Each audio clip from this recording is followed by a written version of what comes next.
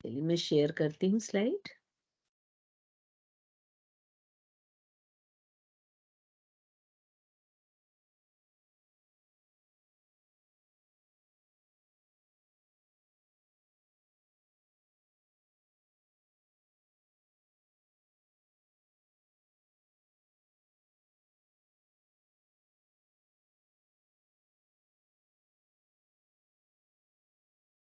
Slide visible है? Yes ma'am. Okay, yes चलिए। तो आज हम जिस बारे में पढ़ने वाले हैं वो है पंचकोश। ठीक है, तो अभी जो हमने एनाटॉमी पढ़ी थी तो उसमें हमने ये देखा था कि जो ह्यूमन बॉडी है वो पंचकोश, त्रिशरीर, पंच तन्मात्राएं, पंच महाभूत, इन सारी चीजों से और षट चक्र, इन चीजों से मिलके बनी है। तो पहले तो हमने इनका बेस समझा कि क्या क्या होता है। अब थोड़ा सा हम इसको डिटेल में समझेंगे। तो इसके पहले हमने त्रिशरीर समझा था, अभी हम समझ रहे हैं कि पंचकोश क्या है और वो किस तरह से काम करते हैं। तो इन शॉर्ट हम ये कह सकते हैं कि जो ये पंचकोश हैं, ये जो ह्यूमन का एग्जिस्टेंस होता है उससे रिलेट करते हैं। और जो साइकोसोमेटिक डिसऑर्डर्स हैं, इनको लेके पंचकोशों पर बहुत काम चल रहा है। बहुत सारे एजुकेटेड क्वालिफाइड डॉक्टर्स हैं जो ये पंचकोशों पे काम कर रहे हैं। सॉरी। तो जो ह्यूमन बॉडी रहती है, एक तो उसमें शरीर होता है और दूसरी होती है चेतना, और ये दोनों चीजें मिलकर एक कंप्लीट ह्यूमन बॉडी को बनाते हैं। तो जो उसकी बॉडी होती है वो कैसे बनती है? अ, पंच तत्वों से बनती है, जो कि वायु, अग्नि, आकाश, पृथ्वी और जल है। और ये पांचों तत्व जब तक संतुलित अवस्था में रहते हैं तब तक उसका जो शरीर है उसका अस्तित्व बना रहता है और वो स्वस्थ रहता है। लेकिन जो इसकी चेतना है, चेतना ही वो ऊर्जा है जो उस शरीर को चलाती है। तो चेतना को हम अधिक समर्थ बोलेंगे, क्योंकि अगर शरीर से चेतना निकल जाती है तो वो उसकी ऊर्जाएं जो होती हैं वो खत्म हो जाती हैं। तो जो मनुष्य की आत्मा है वो ऐसा माना जाता है कि ये चेतनाओं के 5 लेयर से घिरी हुई होती है। उसके चारों ओर ये 5 लेयर्स होती हैं और ये इनको हम कोश कहते हैं। कोश जो है, सामान्य भाषा में कोश हम किसको कहते हैं? किसी भी तरह का कोई भंडार हो या खजाना हो तो इसको हम कोश कहते हैं। और ऐसा माना जाता है कि हर कोश की अपनी दिव्य संपदाएं हैं और अपना अपने खजाने हैं, हम ऐसा भी कह सकते हैं। तो ये जो कोश होते हैं, जैसे कि आप ये पिक्चर में देख रहे हैं, ये कैसे होते हैं? बिल्कुल सेम शेप के होते हैं, बस इनका साइज छोटा होता जाता है और एक कोश के अंदर दूसरा कोश प्रेजेंट होता है। तो ये पांचों कोश एक दूसरे के अंदर होते हैं, सिर्फ साइज का फर्क होता है लेकिन शेप इनका सेम होता है। अब ये जो पांचों कोश हैं, ये इनके कलर्स भी अलग होते हैं और इनका जो स्वभाव है वो भी अलग होता है। इनके जो गुण हैं वो भी अलग होते हैं।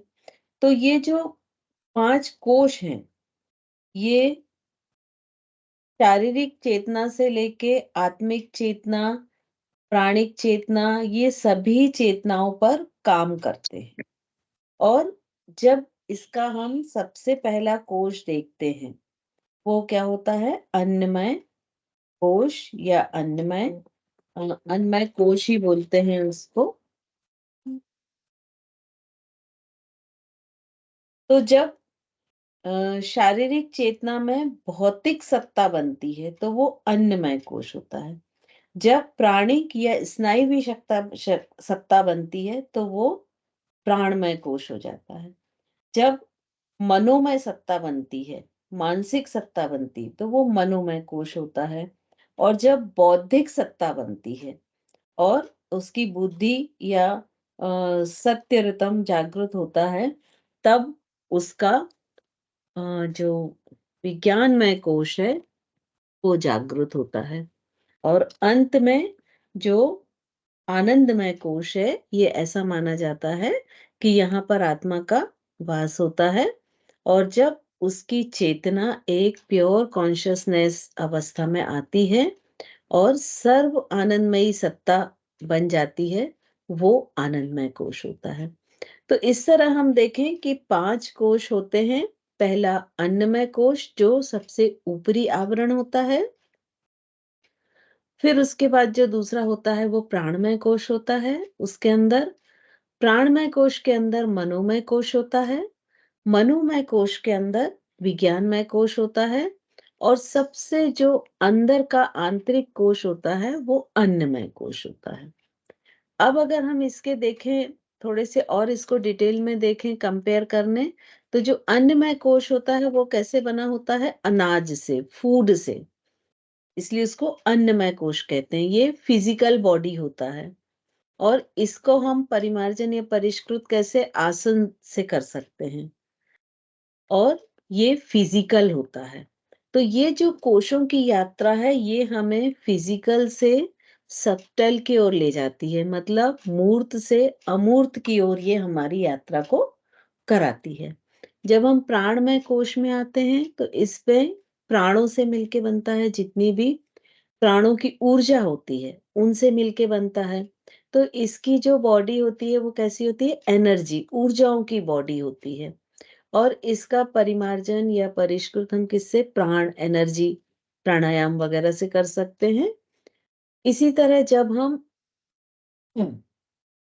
मनोमय कोश में आते हैं, तो मनोमय कोश का निवास वहां माना जाता है जहां मन का निवास होता है। तो मन, विचारों, इन सब से मिलके, भावों से मिलके मनोमय कोश बनता है। और ये मेंटल बॉडी होती है। इसको हम माइंड भी कहते हैं। फिर इसके बाद विज्ञानमय कोश में यदि हम आते हैं, तो ये बुद्धि का दायरा होता है कि जब व्यक्ति की जो वास्तविक बुद्धि है वो जागृत हो जाती है, तब विज्ञानमय कोश आता है। और चूंकि ये बुद्धि से रिलेटेड है, इसीलिए इसको इंटेलेक्चुअल बॉडी कहते हैं। और इसे विज्ञान विज्ञान का मतलब क्या होता है? विशेष ज्ञान या इंटेलेक्ट। और जो सबसे आखिरी होता है आनंदमय कोश, यहाँ पर सिर्फ आनंद की अनुभूति होती है और ये पूरी तरह आनंद से भरा हुआ होता है। तो इसको ब्लिस बॉडी भी कहते हैं। और यहाँ पर सिर्फ आनंद या ब्लिस की प्रेजेंस ही रहती है। यहाँ पर बाकी और किसी चीज की कोई भी जगह नहीं रहती है। तो इस तरह जैसे जैसे हम कोश में अंदर की तरफ जाते हैं, तो हमारी यात्रा शारीरिक से मानसिक और फिर आध्यात्मिक, इस तरह से आगे बढ़ती जाती है। और हम स्थूल से सूक्ष्म की ओर यात्रा करने लगते हैं। अब सबसे पहला है अन्नमय कोश। अन्नमय कोश जो है वो सबसे ऊपरी लेयर है। ह्यूमंस की जो सबसे अपर लेयर होती है, ये सबसे ऊपरी कोश होता है या प्रथम कोश होता है। इसको हम कहते हैं अन्नमय कोश। अब अन्नमय कोश में अन्न का मतलब है कि कुछ ऐसी चीजें जो पृथ्वी के रस से बनती हैं। और वो क्या-क्या हैं? जैसे जल, अनाज, फल, सब्जी, और भी जो अनाज होते हैं, सारी चीजें ये पृथ्वी से उपजती हैं। और जब ये कोई भी मनुष्य इस इन सब चीजों को खाता है, तो उसमें उसके रिप्रोडक्टिव सिस्टम में इन्हीं चीजों के बाय प्रोडक्ट के रूप में स्पर्म, ओवम बनते हैं। और जब इनका फर्टिलाइजेशन होता है, तो उसी से नई बॉडी का या नए अन्नमय कोश का निर्माण होता है। ये जो अन्नमय कोश है, इसका जन्म भी होता है और इसका मरण भी होता है, या ये नष्ट हो जाता है, ऐसा हम कह सकते हैं। तो जब ये नष्ट होता है, तो इसको हम वापस पृथ्वी के सुपुर्द कर देते हैं। और जलाकर या तो भस्म के रूप में या फिर पृथ्वी के अंदर डीप में इसे अ, अंदर दफन कर देते हैं, जिससे ये गलकर वापस उसी पृथ्वी में मिल जाता है। तो जो प्रथम अन्नमय कोश है, इसकी विशेषता क्या है कि ये पृथ्वी से ही उत्पन्न होता है और अंत में पृथ्वी में ही मिल जाता है। ये पहला अन्नमय कोश कहलाता है। अब अन्नमय कोश को जितने भी पृथ्वी पर प्राणी हैं, लगभग उनकी जो सबसे पहला कोश है, वो अन्नमय कोश ही होता है। ये चीज़ हम डिस्कस कर चुके हैं कि अन्नमय कोश पृथ्वी, जल, अग्नि, वायु और आकाश तत्वों से बना है। ये मूर्त परत है, मतलब ये एब्स्ट्रैक्ट नहीं है, फिजिकल है।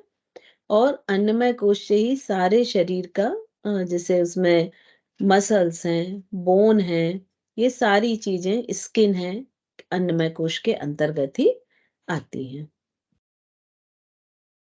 ये भी हम देख चुके हैं कि पृथ्वी पर जितने भी प्राणी हैं, वो सब अनाज से ही उत्पन्न होते हैं, उसी से उनका पोषण होता है और जो वो अनाज खाते हैं, उसी से वो सक्षम होते हैं कि वो अपने तरह के नए एक वंशज को उत्पन्न कर सकें या अपने वंश को अनवरत जारी रख सकें।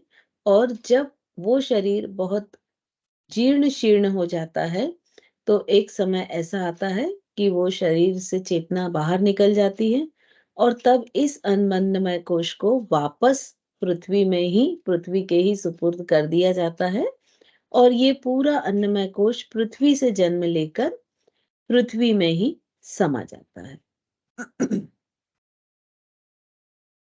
अब इसका हम साइंटिफिक एस्पेक्ट देखें, तो जो अन्नमय कोश है, इसको साइंस में मैटर कहते हैं।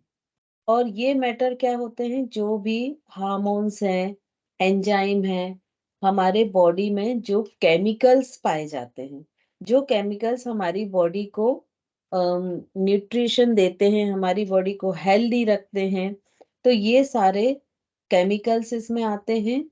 इसके साथ जितनी भी बोन है, मसल्स हैं, ये सारा भी अन्नमय कोश के अंतर्गत आता है।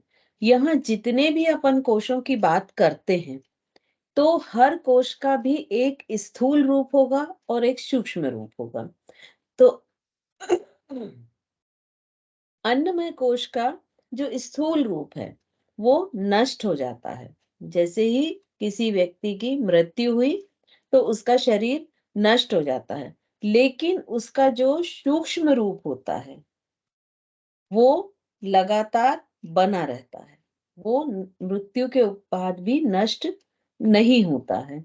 और ये जो इस यही एक कारण है कि जितनी भी चिकित्सा पद्धति हैं, वो अन्नमय कोश का जो स्थूल रूप है, उसको तो वो ठीक कर देती हैं, लेकिन अगर अन्नमय कोश के सूक्ष्म शरीर में जो विकृति है या उसके गहन अवयवों में जो विकृति है, उसके कारण जो रोग होते हैं, डिजीज होते हैं, उनको चिकित्सा पद्धतियां ठीक नहीं कर पाती हैं। तो हमेशा इस चीज को हम ध्यान रखें कि हर कोश के अपने दो रूप होते हैं, एक तो सूक्ष्म और दूसरा स्थूल। अब कोई भी मानव का शरीर का आप देखते होंगे कि जितने मानव है, सबके शरीर का अलग रंग है, अलग रूप है, उनकी आकृति भी अलग होती है। तो ये सब डिपेंड किस पे करती है कि उसके अन्नमय कोश की क्या स्थिति है और उसी से ये उनकी आकृति या उनका रंग या उनका रूप बनना निर्भर करता है। अन्नमय जो कोश होता है, उस पर जो भी अनाज हम खाते हैं, उनका कोई भी, जैसे हम अनाज खाते हैं तो उसके भी 3 रूप होते हैं। यहाँ हम साधारण भाषा में खाना भी ले सकते हैं कि यदि हम कोई भी खाना खा रहे हैं, तो उसके भी 3 भाग होते हैं। एक तो होता है स्थूल भाग, जिसको हम टच कर रहे हैं अपनी उँगलियों से और फिर उसको मुँह में ले जा रहे हैं। एक होता है सूक्ष्म भाग और एक होता है कारण भाग। तो जितना भी जो भी हम भोजन करते हैं या खाते हैं, उनके भी 3 भाग होते हैं उस भोजन के, तो जो उसका स्थूल भाग होता है, अन्नमय कोश पे इन तीनों का प्रभाव पड़ेगा। तो जो स्थूल भाग होता है वो क्या होता है, उस खाने का जो स्वाद होता है या उसमें जो वज़न है या उसका जो स्पर्श है या उसका जो टेम्परेचर है, वो सारा क्या हुआ, उसका स्थूल भाग हो गया, स्थूल रूप हो गया। सूक्ष्म क्या होता है कि वो किस प्रभाव प्रभाव और गुण के साथ बनाया गया है। मैंने शायद पहले आप लोगों को एक एग्जाम्पल दिया था, है ना? इसका अभी मैं फिर रिपीट कर दूंगी।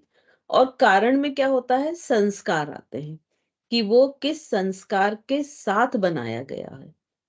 तो जिस भी संस्कार के साथ बनाया जाएगा वो संस्कार इस अन्नमय कोश में अ, इकट्ठे होते जाएंगे।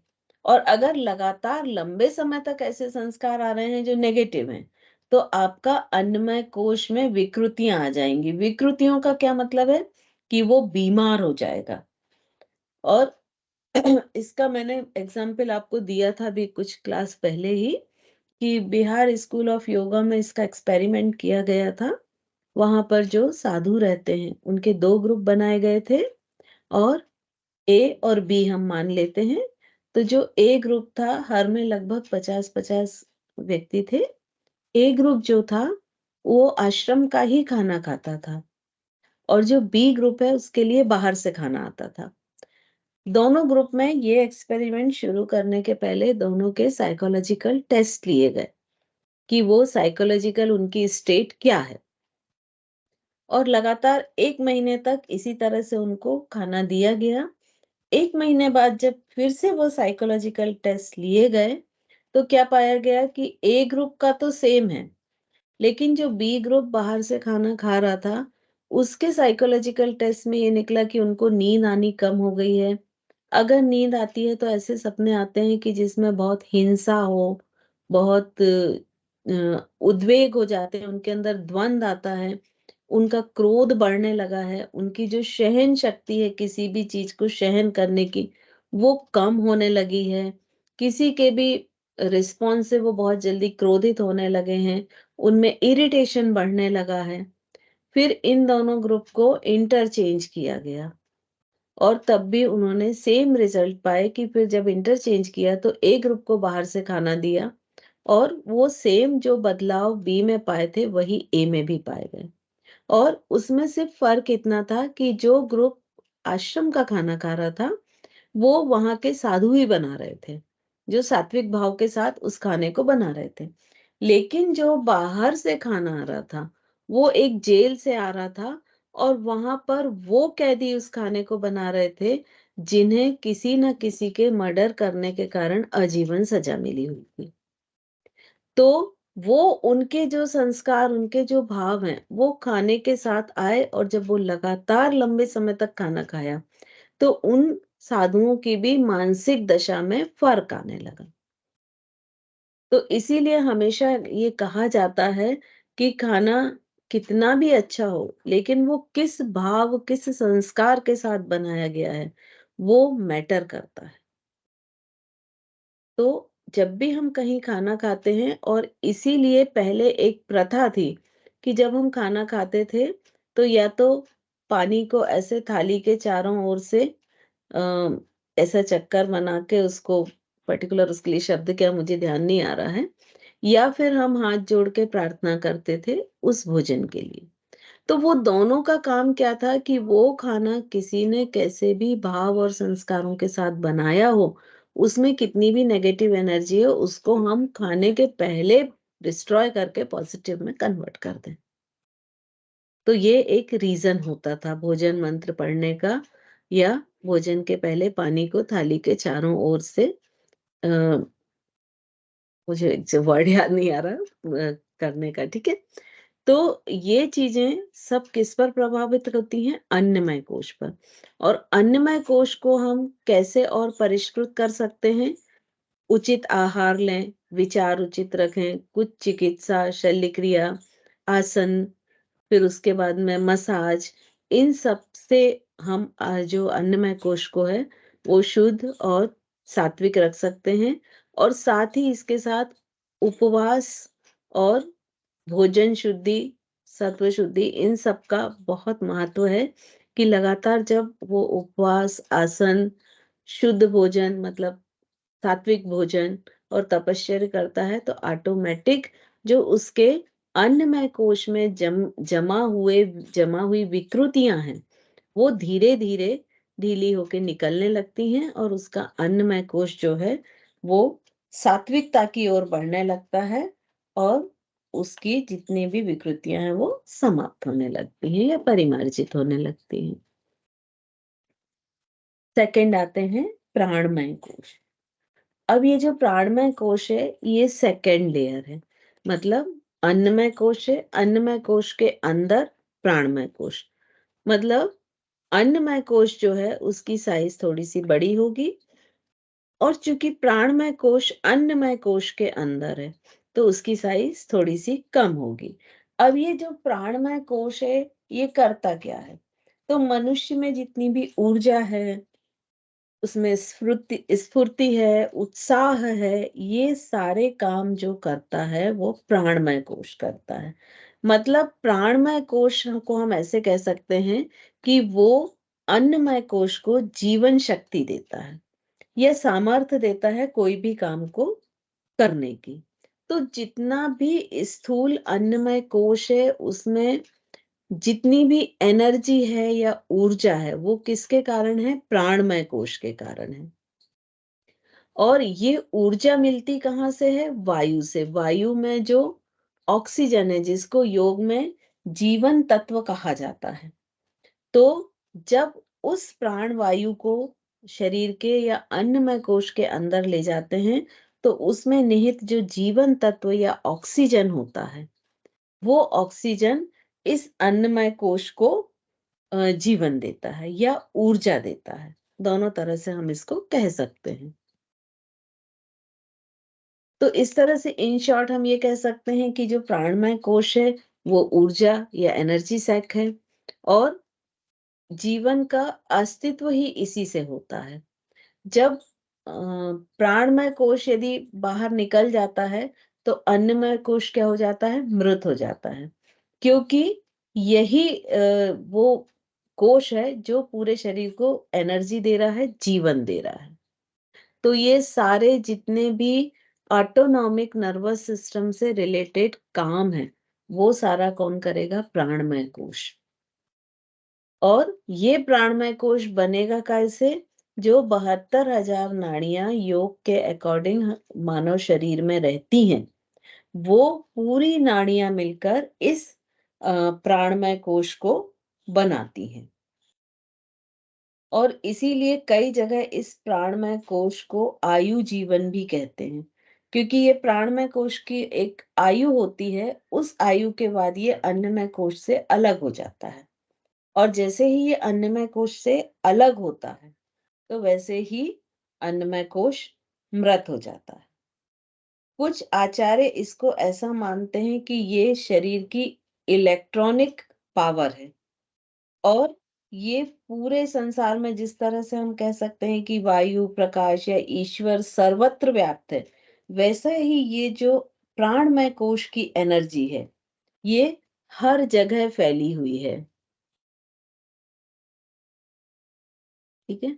अब ये प्राणमय कोश क्या है, इसके बाहर तो अन्नमय कोश है और प्राणमय कोश के अंदर कौन सा कोश होगा, मनोमय कोश। तो इसका एक काम ये भी है कि ये शरीर और मन को जोड़ता है, मतलब अन्नमय कोश और मनोमय कोश के बीच एक लिंक का काम करता है और इन दोनों को जोड़ने का काम करता है। तो ये कोष जो है इसका सबसे ज्यादा इफेक्ट किस क्रिया से पड़ता है, प्राणायाम पर, क्योंकि ये प्राण वायु से ही इसका सरोकार रहता है या रिलेशन रहता है। तो जैसी वायु होगी प्राण वायु मानव के शरीर में, वैसा ही इस कोश का प्रारूप होगा। यदि मान लीजिए प्राणवायु सकारात्मक है, अधिक है, तो ये अच्छा होगा और यदि मान लीजिए प्राणवायु कम है तो ये धीरे धीरे निर्बल होगा या दुर्बल होगा। अब ये जो प्राणमय कोश है तो इसको अभी जो हम बात कर रहे थे कि इलेक्ट्रिक एनर्जी मानते हैं और ऐसा मानते हैं कि ये ईश्वर की रचना जैसे हर जगह है। और आचार्य श्रीराम शर्मा जो हैं, उन्होंने ये कहा है कि मनुष्य शरीर जिन सूक्ष्म कणों से विनिर्मित है। ये सूक्ष्म कण जिनसे मनुष्य शरीर बना है, ये कौन-सा है? सेल। जब हमने एनाटॉमी पढ़ी थी, तो इसको पढ़ा था कि जो शरीर की सबसे छोटी यूनिट है, वो क्या है? सेल्स, कोशिका है। और ये समान फंक्शन वाली, समान रूप वाली कोशिकाएँ मिलके टिश्यू बनाती हैं, एक कोशिका का बंडल। ये टिश्यू मिलके ऑर्गन बनाते हैं और रिलेटेड फंक्शन वाले ऑर्गन मिलके एक सिस्टम बनाते हैं और बहुत सारे सिस्टम मिलके एक ह्यूमन बॉडी बनाते हैं। तो ह्यूमन बॉडी की जो स्मॉलेस्ट यूनिट है वो है सेल है, जो उसके पूरी बॉडी में उसका पूरा एक नेटवर्क होता है। अब ये जो सेल होती है, ये भी 2 पार्ट में डिवाइड होती है। एक तो इसके सेंट्रल में इसका न्यूक्लियस या नाभि रहता है और उसके चारों ओर एक लिक्विड पार्ट होता है जिसको साइटोप्लाज्म या कोशिका द्रव्य कह सकते हैं।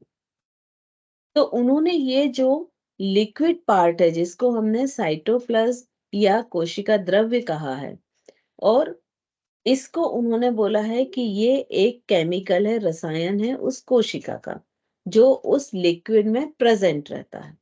और जो इसका न्यूक्लियस वाला भाग है, वो है संस्कार।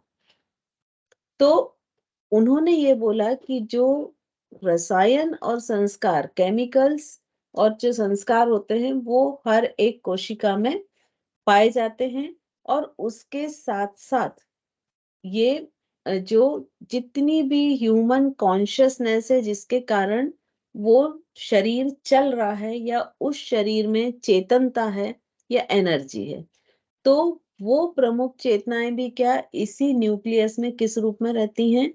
प्रकाश, ताप, चुंबकत्व, विद्युत, ध्वनि और गति के रूप में इस न्यूक्लियस में प्रेजेंट रहती हैं। और जो ये न्यूक्लियस है, ये इनका पूरा जो नेटवर्क है, उसका ही एक साथ अगर हम जोड़ दें तो उसका नाम सूक्ष्म शरीर होता है। हमने पढ़ा था ना कि जैसे कपड़ा है, तो कपड़ा स्थूल शरीर है, वो जिन धागों से बना है, वो क्या हो गया? सूक्ष्म शरीर। और धागा जिस रुई से बना है, तो वो क्या हो गया? कारण शरीर।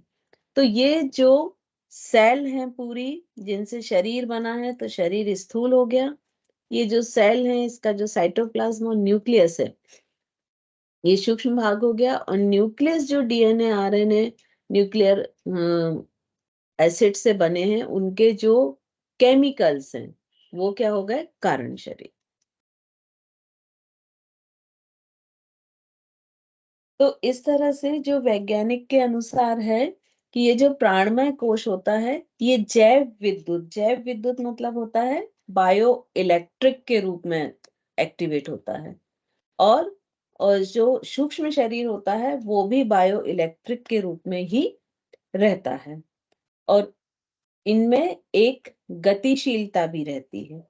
और प्रेजेंट में इसका शायद मैंने आपको पहले भी जिक्र किया था कि किलियन फोटोग्राफी एक कैमरा आता है, जिससे यदि हम फोटो लेते हैं तो ये जो बायो इलेक्ट्रिक फील्ड है, जिसको आगे जाके हम इलेक्ट्रोमैग्नेटिक बोलेंगे, वो कैसे बोलेंगे वो अभी आप आगे देखेंगे।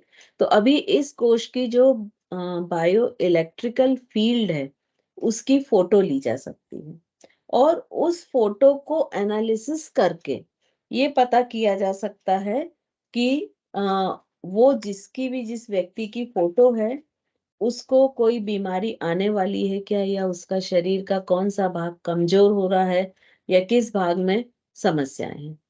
तो ये सारी चीज़ें इस उस फ़ोटोग्राफ को उसका एनालिसिस करके समझी जा सकती हैं। अब ये जो इस कोश को हम कैसे इम्प्रूव कर सकते हैं, कैसे उसको परिष्कार कर सकते हैं, तो चूँकि ये प्राण ऊर्जा से संबंधित है, तो इसके परिष्कृतकरण में प्राणायाम, बंध, मुद्रा, इन तीनों का विशेष योगदान होता है। ठीक है? और किसी भी ह्यूमन्स में जो भी एक चेतना, स्फूर्ति, तत्परता, उत्साह ये सब जो दिखता है, हम बोलते हैं ना कि वो बहुत एनर्जेटिक दिख रहा है। और कई ऐसे होते हैं कि पूरी तरह हेल्दी हैं लेकिन ऐसा लग रहा है कि उनमें एनर्जी ही नहीं है। तो वो जो एनर्जेटिक दिखती है, वो इस कोष के कारण ही इसमें जो प्राण शक्ति विद्यमान होती है, उसके कारण ही दिखता है। यदि इस कोष की प्राण शक्ति कम होने लगे, तो व्यक्ति वीक दिखने लगेगा या ऐसा लगने लगा कि इसमें तो ऊर्जा ही नहीं है। अब इसके बाद जैसे हम देखते हैं कि जो ऋषि मुनि हैं तो उनके फेस पे एक ग्लो होता है, चमक होती है कि अलग ही। कई बार हम बोलते हैं ना कि अरे ये तो रोज योग प्राणायाम करते, फेस देखो चमक रहा है। तो ये सारी जो चमक होती है या उसके अंदर बहुत साहस है या उसमें बहुत अच्छी डिसीजनिंग पावर है, वो अपने संकल्प पे चलता है, उसके उसमें जो दृढ़ निश्चय आदि है, तो ये सारी चीजों का जो अ, कारण होता है या ये सारी चीज़ों का होने का कारण होता है, वो इस प्राणमय कोश में उपस्थित प्राण शक्ति ही होती है। और इसी प्राण शक्ति जब प्रबल होती है, तो उस व्यक्ति की जो वाणी होती है, बोलने का ढंग होता है, वो बहुत इफ़ेक्टिव होती है। उसके जो फेस है, उसका जो टोन है, उसका जो बोलने का उतार-चढ़ाव है, उसका जो बिहेवियर है, वो सारी चीज़ें अट्रैक्टिव होती हैं और वो किसी भी व्यक्ति को अपने पास अट्रैक्ट कर सकती हैं। अब ये जो प्राणमय कोश है,